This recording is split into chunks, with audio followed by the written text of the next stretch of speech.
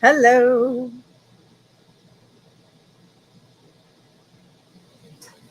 Are we live? Let me open the chat.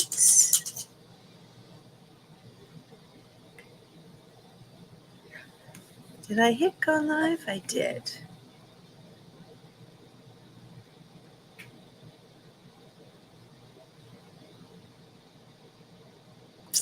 Let's see. Oh, there's Ben. So I see somebody. Yay! Okay, I wasn't sure if I went live. I couldn't figure out, Ben, how to make my intro kick on. I had a brain fart. So I'm like, well, that didn't work. So thank you. I am live. How are you? So nice of you to be here. I appreciate it so much. I'm just going to let some people trickle in. And as a reminder to those that are here or on the replay, my name's Teresa. This is my channel, Wounds to Wisdom. Tonight we're going to be talking about maybe Ben, you and I can regroup. I know I'm not doing something right. This is definitely a learning curve. So thank you. But we're going to be talking about heart health tonight. And I just want to make it clear, I am not a medical professional. But before we jump into the heart health stuff, what I committed to when I started this channel was to talk about the 12 laws, universal laws of the universe. And so last month, January, we talked about the divine oneness, that everything is interconnected. And the concept of the universal laws, it's really a framework that permeates every aspect of our lives. Our thoughts are full of energy and intent, and it has the potential to shape our reality. So using these universal laws really can attract whatever it is that we wish to experience. And if you're subconscious about it, you're attracting stuff anyway, whether it's good or bad, positive or negative. And we need the harmony of both positive and negative in order to influence our change. And so, like I said, the first law of the universe was the divine oneness and that everything was interconnected. The second law is about vibration. And I wrote something down just because I wanted to make sure that I got it clear. So the law of the vibration states that everything in this universe, including our thoughts, comprise vibrating energy. Each entity, it is unique and has vibration. That's everything in the universe. That's every stone, the water, the air, the wind, communication, words, emotions. They all have a vibration. They all have energy. And so the more positive your thoughts, the higher your vibration. The more negative your thoughts, consequently, you have negative vibration. So somewhere in there, we need to find that balance.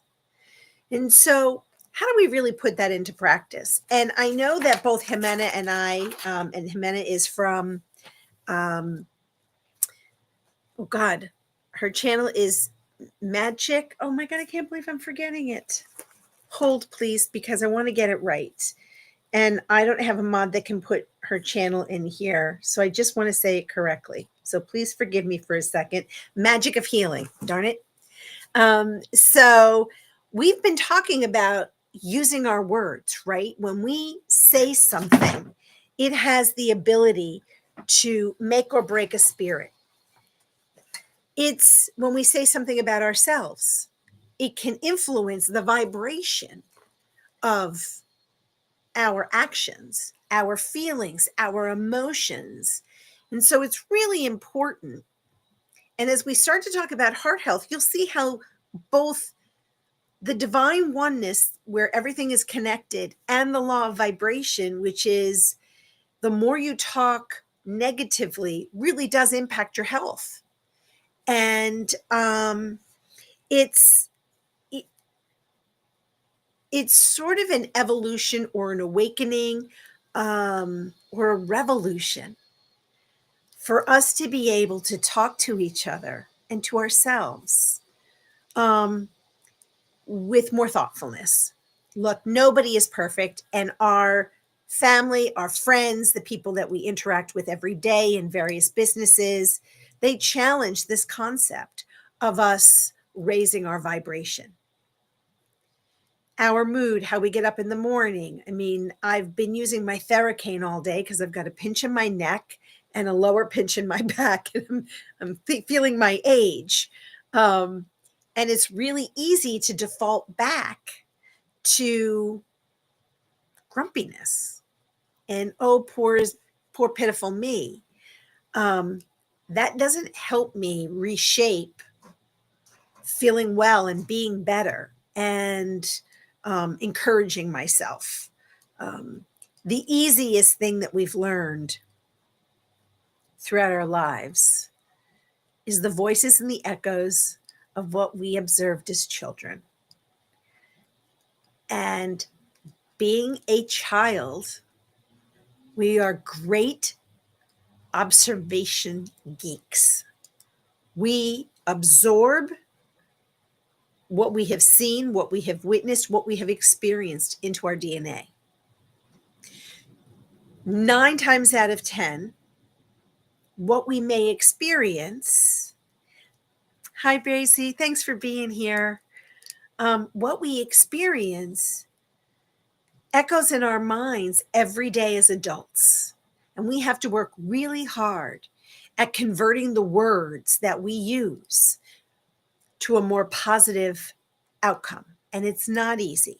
So I'm not saying any of this as an expert.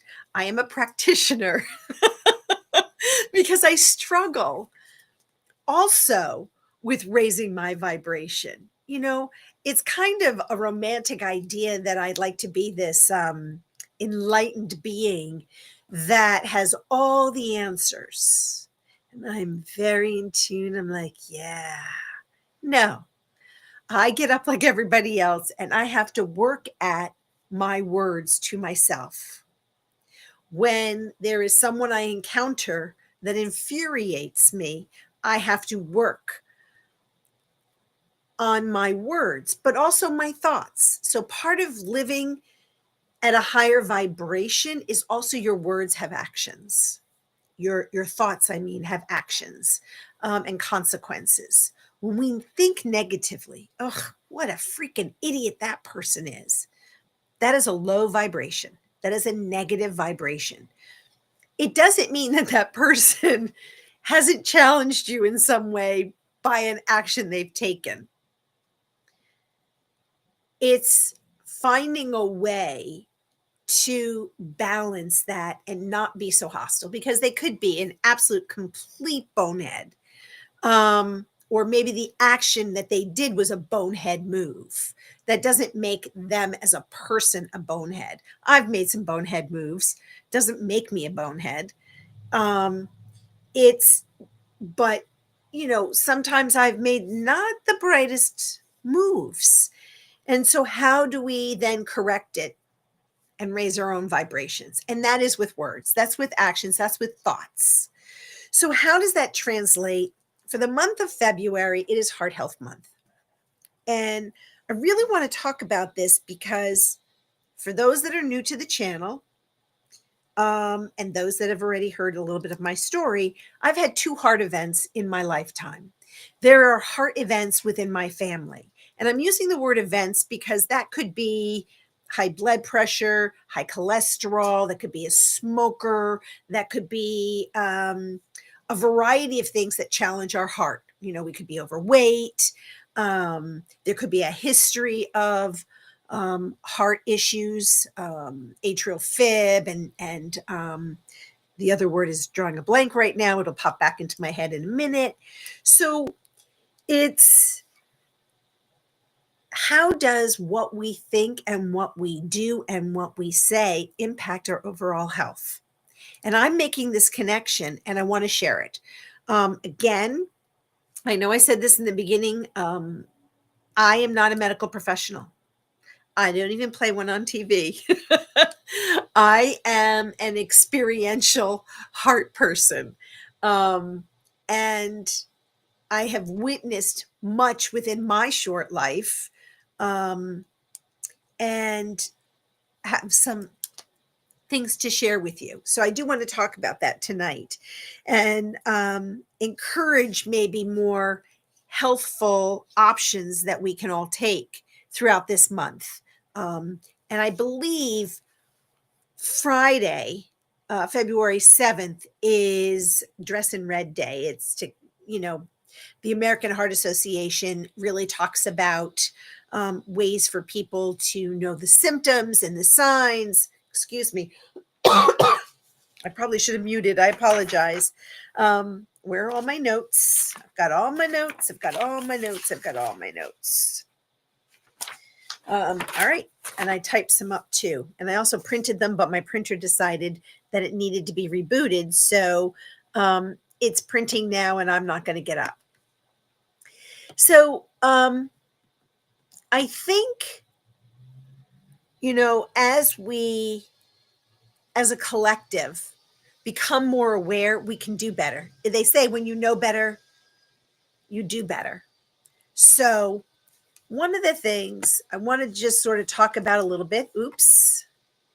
I don't know if I cut you guys all out when I opened my Word doc. Let's see here. I just want to make sure I don't forget some of the key pieces of information. So the number one leading cause of death for men and women and people of most racial and ethnic backgrounds is heart disease. That's high blood pressure, that's high cholesterol, that can be a heart attack, a stroke, it could be AFib. It's a whole host. It could be what I had, which is SCAD, spontaneous coronary artery dissection. My first heart attack was also a heart attack. So, there are multiple things that we're going to talk about tonight as an awareness, just so that, again, if we know better, we do better. And how do we focus in on improving our heart? And so I'm going to take a minute also, just say in the description of the video, I have 2 links for heart health information. And next time that we meet, we'll probably talk a little bit about how do you know the symptoms of what you're experiencing as a heart attack. But briefly, for men and women, it is different. And this is not a rule of thumb anyway, except that it's different.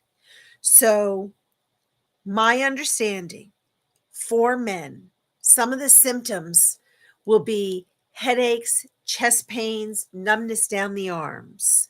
It could be even forgetfulness. It could be indigestion. So it's short of that typical stab in the heart pain and numbness down the arm. You might dismiss those symptoms as an upset stomach. Maybe you ate something funny. So it's really being in tune, right, with your body.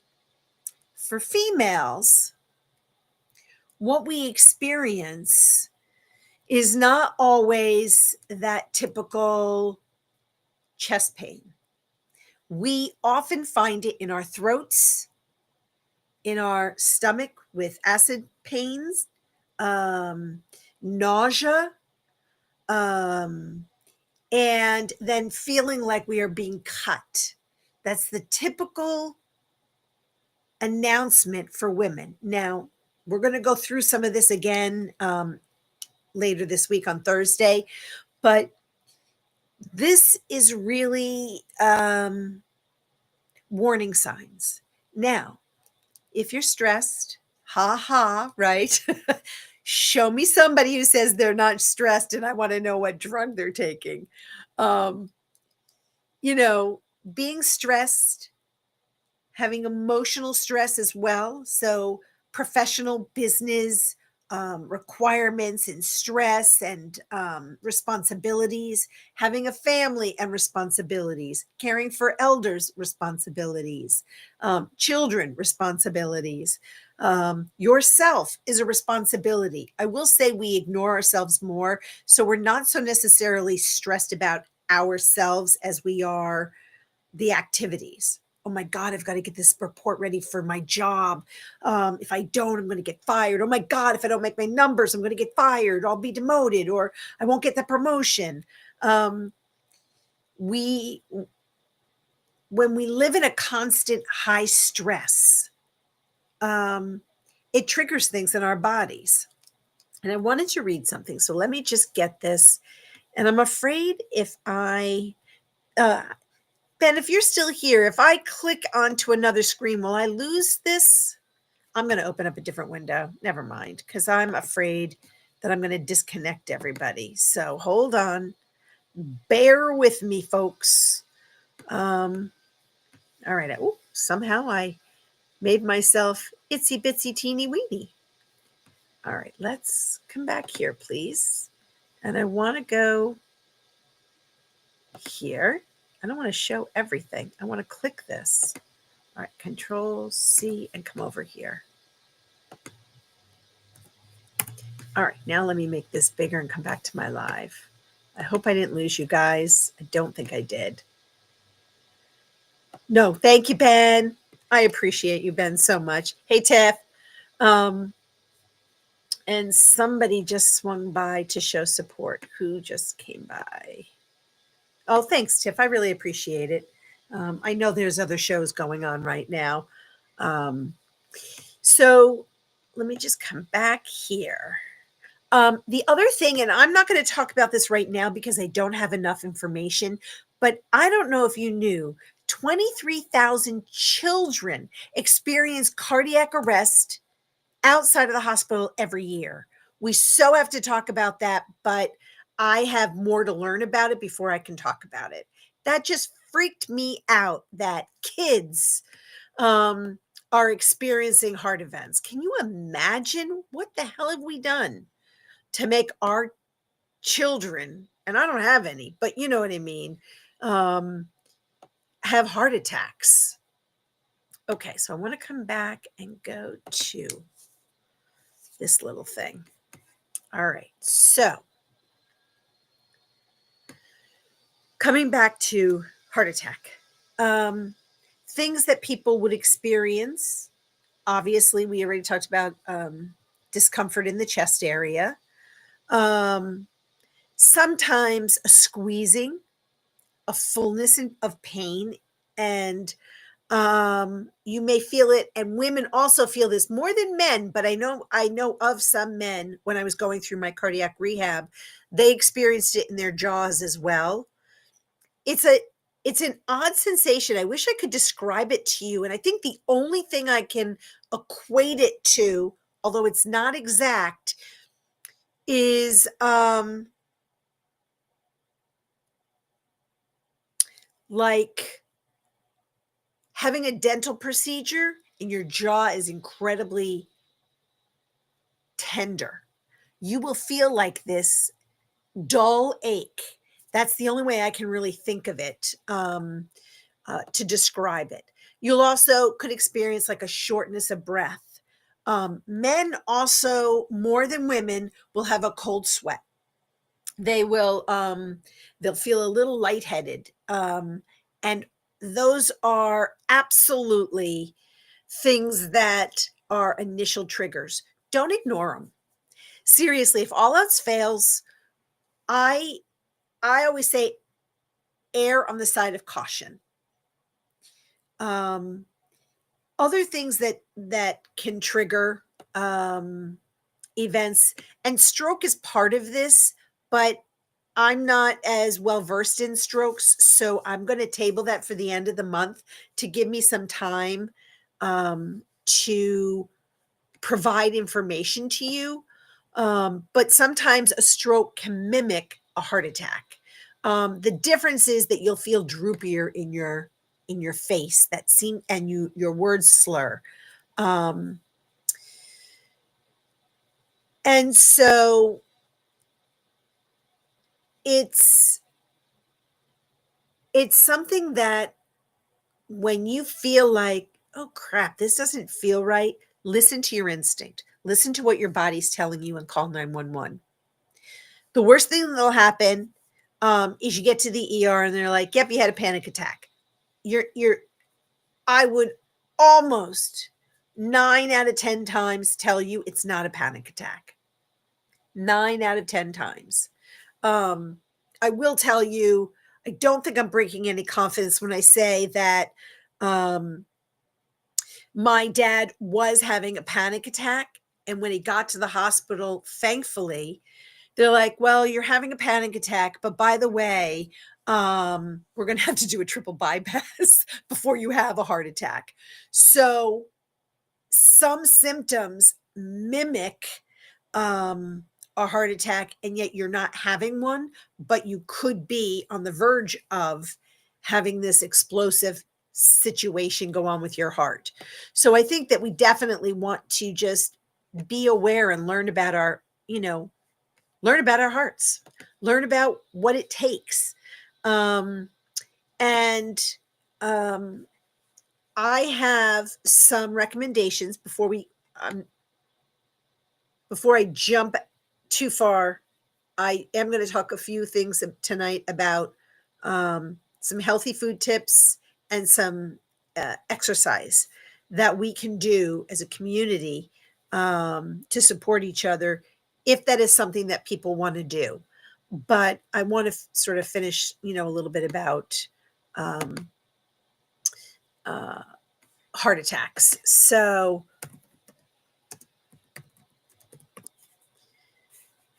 okay. When we talk about a heart attack, what's actually happening in your heart? And again, please know I am not a doctor, so I'm going by what I know. So what happens? Next time, I'm going to learn how to have pretty diagrams to show you guys. The blood flow to the heart muscle is reduced or blocked. And the amount of damage and recovery time depends on the area that is supplied by blood. I would venture to say how quickly it has been caught.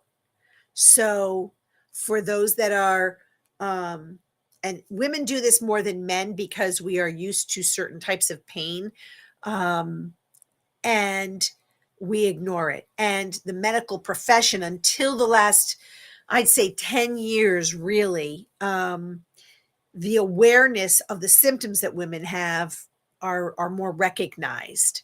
So if you get it addressed quickly enough, you prevent more damage to the heart muscles. If you have blockages, well, then that can be treated. But if you have angina, if you have atrial fibrillation, these are all different elements that contribute to heart attacks. And we will talk about sort of the different types of heart events. That's why I keep calling mine a heart event, because SCAD, spontaneous coronary artery dissection, it almost sounds like a STD the way I say SCAD. It's different. It's not because of high cholesterol. It's not because of high blood pressure. It's not because I smoked. I've never smoked. And smoking is a factor, and I'm not here to judge any of those things. I'm not here to judge people if they're overweight. In today's society,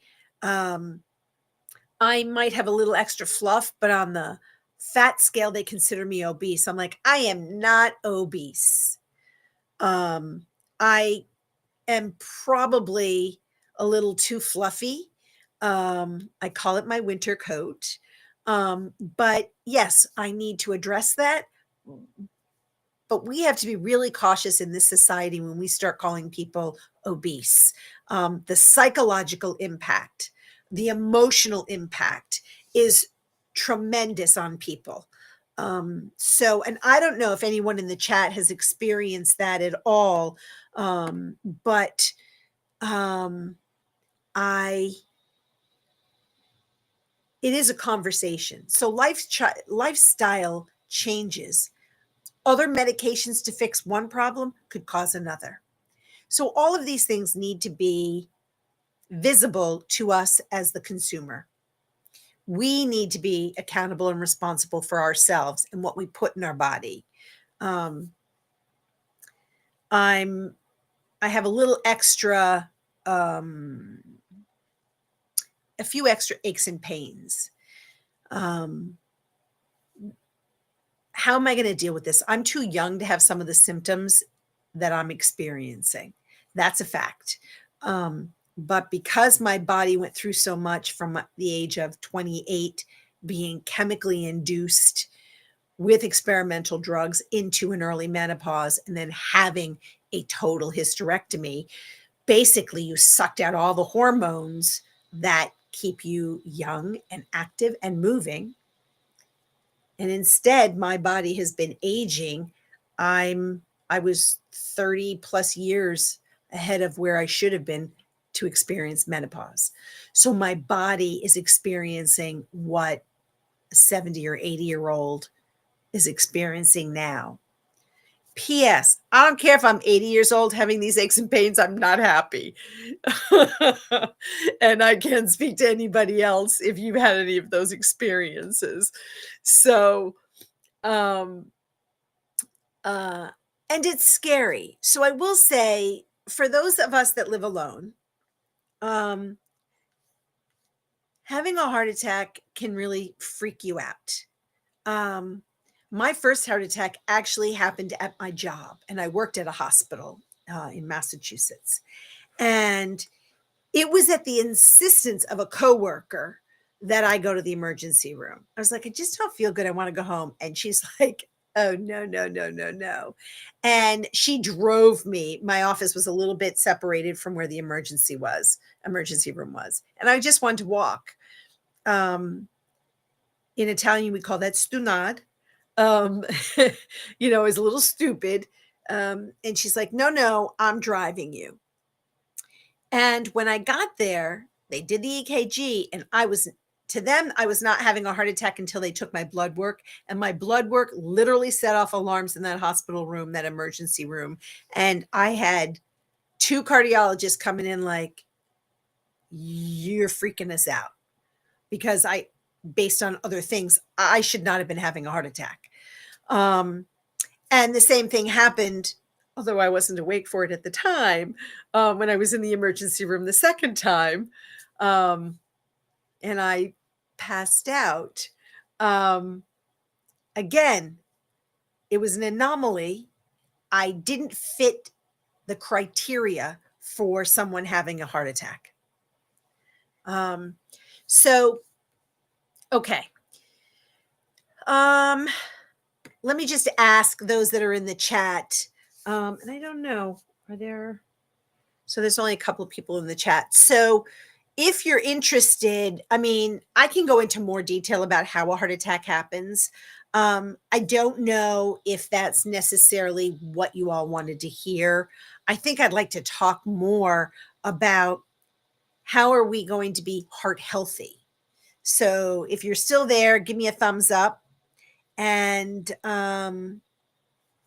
that would be great, because there are multiple things that we could talk about, and I want to break them down at another time. But tonight, I really want to sort of focus in on some of the positive things that we can do to influence change in our body. And, a lot of what we can do to influence heart health is adding or changing some of the ways that we eat. And I'm going to start with food because that's the easiest thing that we can do for ourselves. Now, I'm not a believer, and again, I'm not a medical professional and I'm not a nutritionist. So, instead of doing this, oh my God, I have to just go on a juice fast for, 3 weeks to purge everything. I'm all for fasting, but let's be delicate with our bodies, especially as a fluffernutter. Um, you don't want to cause your body to go into shock also, right? You want to be kind to your body. So if you are not somebody who eats a lot of vegetables, um, then find the vegetables that you like. Um, those vitamins that are higher in fiber and minerals, organic is best. And that's just because there's fewer chemicals on our vegetables. Um, Not to get too sidetracked, but one of the things that I'm going to talk about come the spring is sort of homesteading, meaning creating your own garden, starting small, growing the things that you enjoy eating that A, will save your pocketbook, but B, almost reinvigorate eating vegetables and fruits. I don't have the opportunity where I live to grow fruit per se. I do strawberries, but I don't have enough space to grow things like blueberries or pears or apples. Um, if my brother is watching or at a later date, wink, wink, nudge, nudge, find me a spot on your property, please, so I can get myself a double wide and have a garden on your property. So I know he's not watching, he's working, but if he does it on the replay. So aim to have half of your plate with vegetables and um, cook them with less,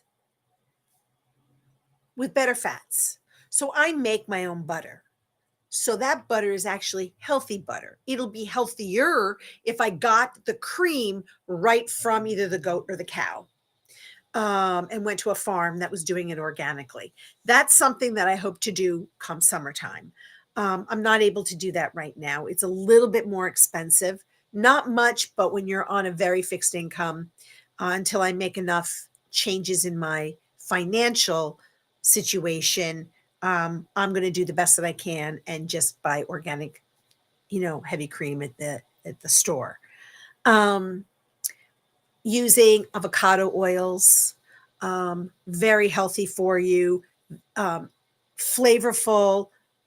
Most of the time, you don't really taste avocado oil. I'm not a coconut oil person, but people do use coconut oil. Olive oil is great, so I'm not belittling that, but it's a little bit heavier in fats. Um, then it comes down to things like um, whole grains. Oh, thank you, Jimena. I was talking about you earlier and I had a freak out that I couldn't remember the name of your channel, but I remembered it. And what we were talking about, just so you know, because I'm mentioning it, is we were talking about our shared commonality of using your words, but we're talking health at the moment. So using whole grains, right? So brown rice, oats, quinoa, they're higher in fiber. We want to have a clean gut. So we need to make friends with our liver, our gallbladder, our heart, our lungs, our kidneys. We want things to be flowing through our body, right? We want to be able to make this an efficient machine. This is our vessel. And so I'm and I'll be the first one to say I'm not a huge fan of brown rice, but I'm learning through certain recipes how to use it better. Yes, avocado oil is good. We're going to talk about that in a second. Absolutely. Um, Oats, especially if you can find organic oats. I have some really great recipes if anyone wants me to share them of pre-making your oatmeal at night, soaking the oats with either your blueberries or yogurt or favorite fruits. Um, and in the morning, you have this wonderful oatmeal that's all ready for you to eat that is better than the instant. And you can put nuts in it. I love to use raisins or craisins or cranberries. Um, and some of the nuts, and I have to be careful of nuts, but I love pecans or pecans. I'm not sure how to say it. Pecans, walnuts. I will also use sunflower seeds in my carrot ginger soup. I think, Jimena, were you the one who asked me for the recipe for that? I couldn't remember. Somebody asked me to send them my carrot ginger soup recipe. Anyway, I'm on a sidetrack.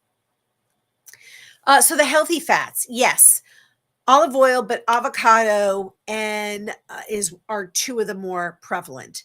Um, I don't have enough information on grapeseed oil, but I think that just being aware of what you're putting on your food is critical.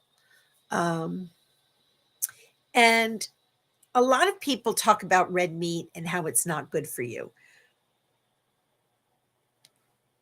I want to be careful. And again, I've said I'm not a professional, I'm not a medical professional, and I'm not a nutritionist. But if you are getting organic meats from the farmer locally, those meats are healthier. That's all I'm going to say about that right now because it's very controversial, and I don't want anyone to overindulge. At this point in time, my struggle with meats in general is that the costs are outrageous, um, and so watching your intake of red meat is obviously a smart idea. Um, and proteins. Fish is good, but you got to pay attention to the fish and where it comes from and what kind of chemicals. And is it grown on a fish farm or does it come from the ocean? And so, again, I'm not an expert in that, but I do try to pay attention where my fish is coming from. Um, Poultry, we're having this outbreak, right, of no eggs because of some diseases that are going around. So chicken prices are going to go through the roof. So be aware of that. I like pork. Um, Pork is and can be very healthy for you. Again, where possible, if you can do local, you are much more likely not to have chemicals in your food. They are um, much better cared for livestock and therefore tastier and healthier. Don't underestimate, and Jimena probably knows this better than me because it's cultural, but beans. So Italians use cannelli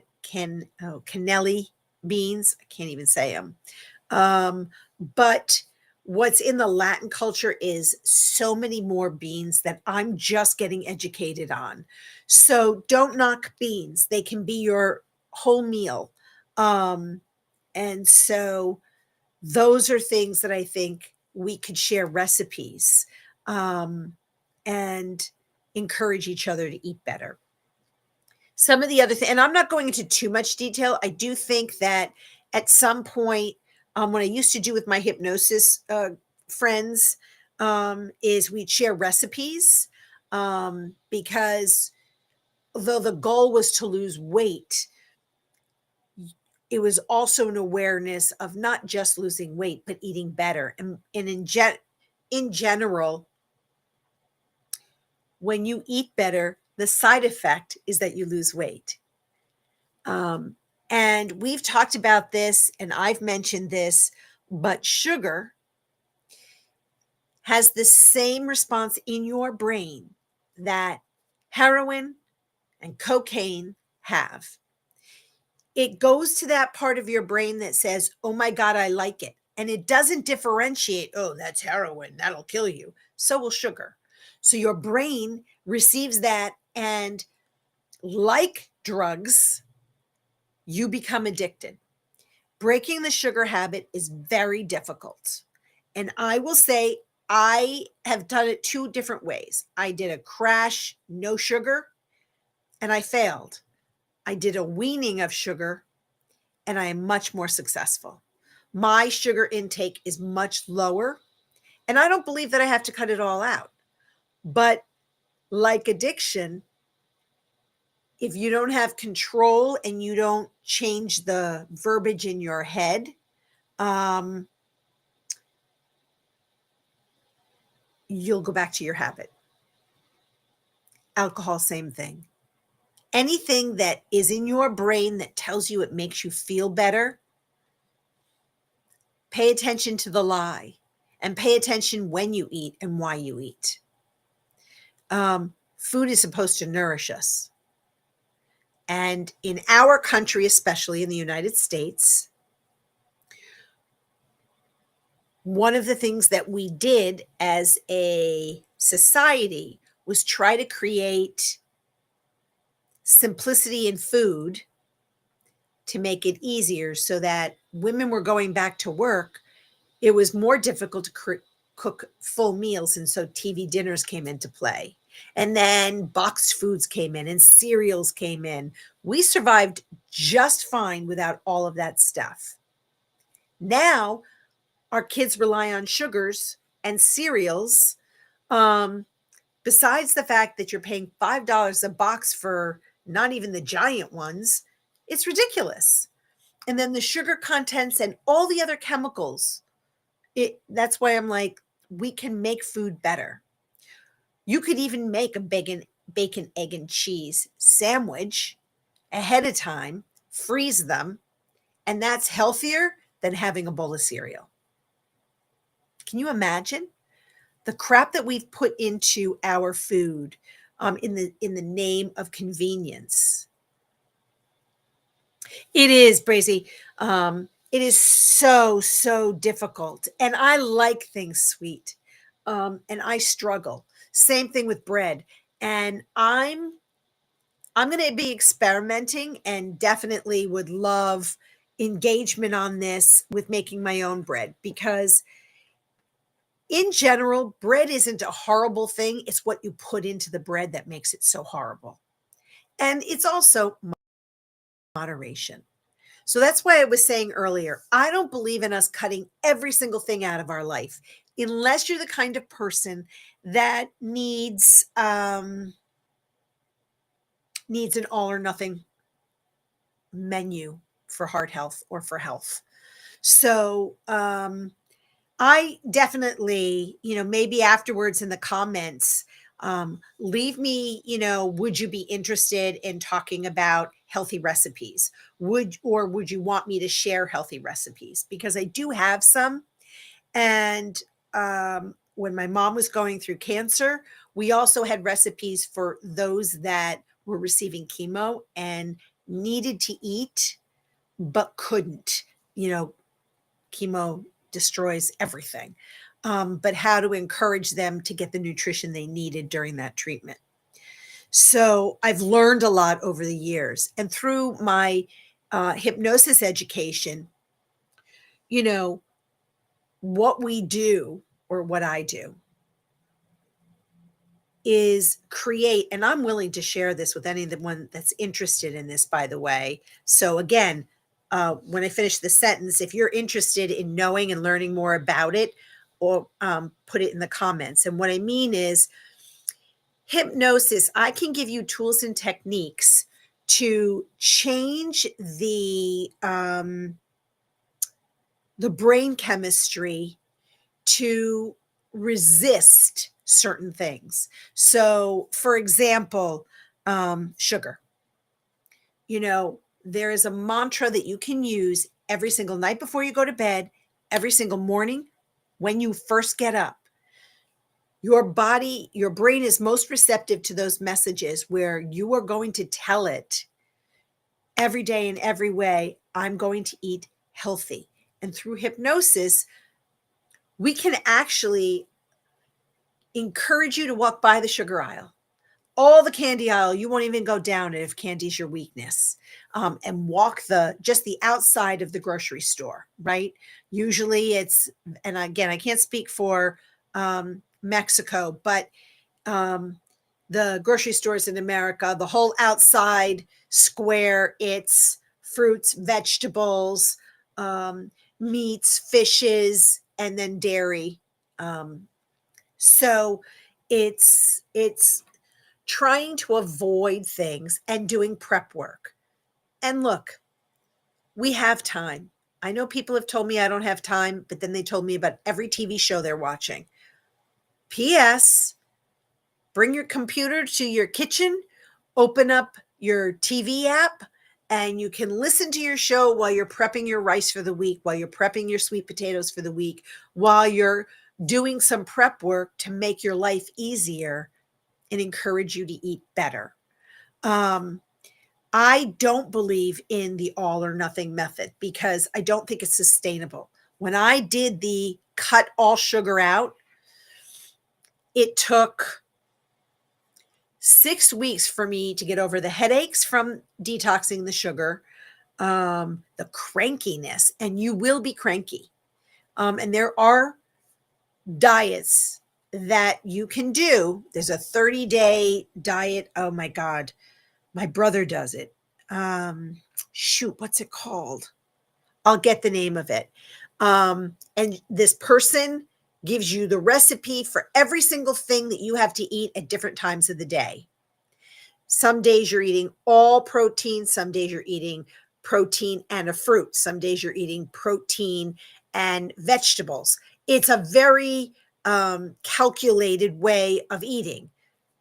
I tried it for a period of time and I'm like, just take the hammer and hit me on the head. It wasn't sustainable for me.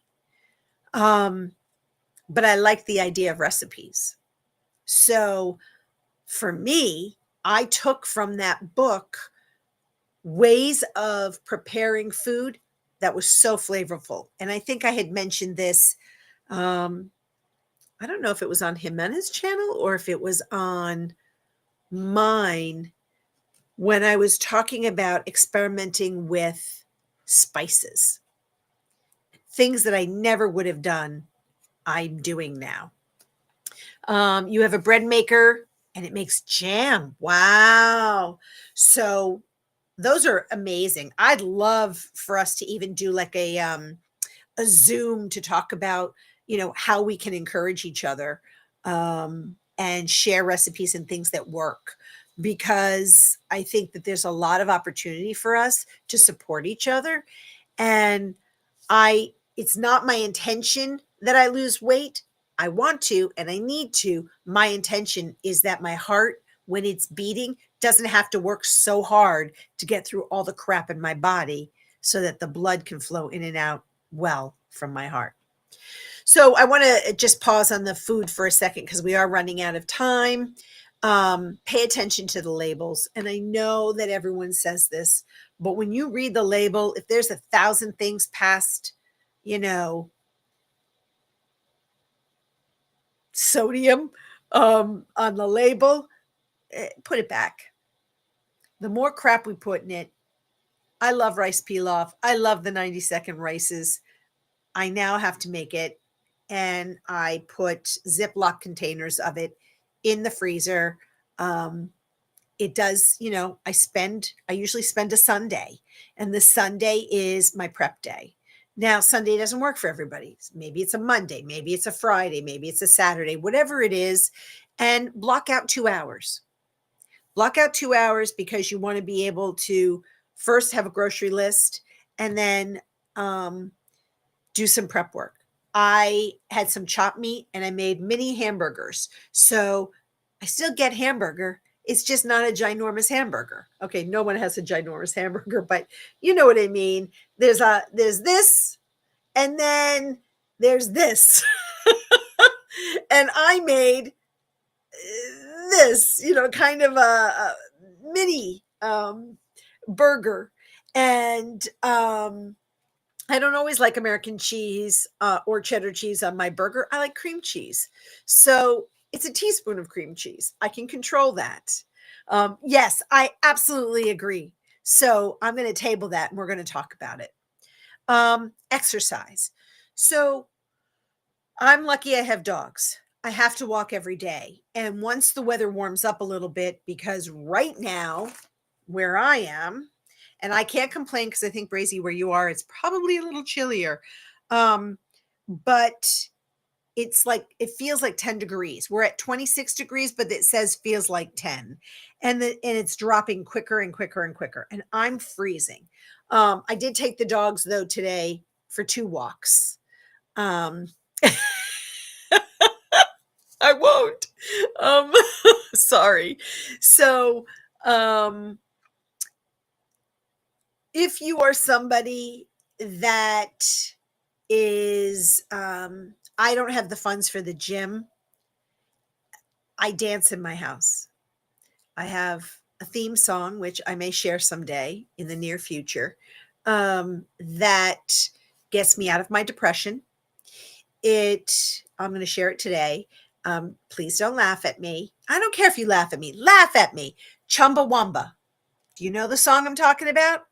I get knocked down, but I get up again. I'm never going to break it down. I get knocked down. All right. So that song for me gets my tushy up. It gets me moving. It gets me dancing. The dogs think I'm banana cakes.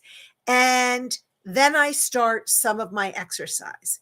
Now, for me, love yoga. I can't afford to go to yoga classes, so I use the techniques that I have. And P.S. on our TVs, you can find free exercise. And also on YouTube, you can find free exercise. I like the bending and the stretching. I'm going to be gardening in 2 months, so I need to work my hands. And because I'm experiencing some arthritis, I really need to work that. And I Will Survive, get you going. I know, girl. I got a couple. It's gonna come to me. I think it's from Happy Feet. The oh, I'll remember. But there are 1 or 2 songs that get me up, and I move. I walk the dogs, and one of the things that I'll have to do moving forward is have 1 walk without the dogs, because my doctor, the cardiologist, wants my heart to be pumping faster. The dancing will help that. Gardening is great, but it's not going to get my heart up the same way. So I do need to get my heart rate up. I need to build that muscle. Strength training. So again, I can't really afford weights. I use my water bottles. So my water bottles in my hands. Do I have one here? Yeah, of course it's empty, but I take 2 full water bottles and I'm doing my exercises as if I'm lifting weights. And you'd be surprised how sore your arms are going to be. So don't underestimate water bottles. And you get the benefit of drinking them afterwards. If you have bands, rubber bands, stretch bands, they also help with flexibility, with strengthening. I know they talk about interval training. I'm not an experienced person on that, so I can find out more information for you on it. But yoga and Tai Chi are phenomenal exercises. And if you don't have somewhere in your community that you can do that, you do have it on YouTube. So I think YouTube has been a bountiful place for me to learn about a lot of different things. Walk stairs instead of taking the elevator if it's within your control and it's safe. And if you have a bike, I have in my home, it's called a glider, and I use that. Empty laundry soda jugs, Absolute laundry soap jugs. Yes, those are kind of heavy though. So you might be stronger than me. I know you're younger than me, so maybe you can. But excellent idea. Um, and then being consistent. And look, you have to listen to your body. So there are days where you're not going to want to, and talk to your doctor um, or nurse practitioner.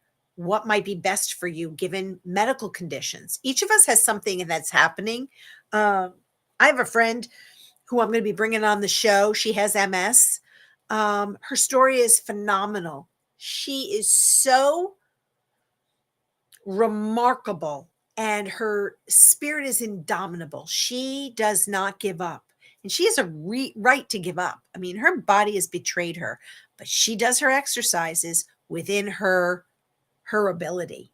And she's an amazing woman. So um we have to listen to ourselves. We have to listen to our bodies. We have to listen to our friends, and we have to get people engaged with us. So, you know, part of the reason for me creating this space was so I didn't have to do everything in my life alone.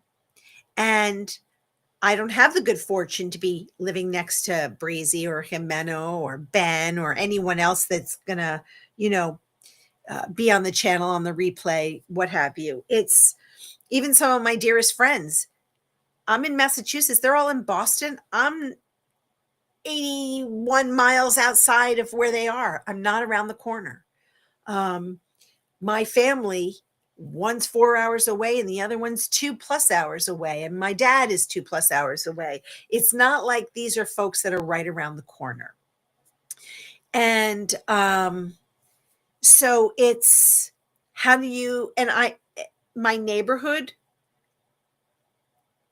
not everybody believes in things the way I do. So this is an opportunity for us to say, hey, and maybe we make ourselves accountable partners, meaning, hey, did you walk today? No, I wasn't feeling up to it. Tell me why. What can we do? How can we support you? How can I encourage you? Um, and how can you encourage me? You know, because I have to do this. It's not like our hearts can just sit at rest all day long. We need to use our hearts. They beat every day. They help with our lung capacity. We need to breathe and open our lungs. You know, I think I talked about this once before, but most of us on a regular basis do shallow breathing. Put your left hand on your chest and take a breath. It's not just your heart that beats, it's your lungs that are filling up. Now put your right hand on your belly. We're connected. Our organs breathe with us. Our throat is constricted if we don't breathe fully. And whether you do my meditation, Jimenez in meditation, I met someone new today, Lindsay. She does this interesting earth connection. There's other people on these channels that have different ways of finding your breath. And if I can impart any kind of wisdom, it's listen to your body, listen to your heart, listen to your mind. And this month's second law, universal law, is the law of vibration. Your thoughts shape positivity or negativity, and you get to choose. So come with me on this journey. I thank you so much for being here. If you like this video, please hit subscribe and like the video. Um, Leave a comment below after the video. Tell me if you're interested in recipes, if you're interested in partnering together, if you're interested in a Zoom so that we can meet together and hash out ideas. And with that, I send you with love and light, happiness and joy, sprinkled with a little bit of laughter and giggles. Have a lovely evening, everybody. Thank you so much for being here.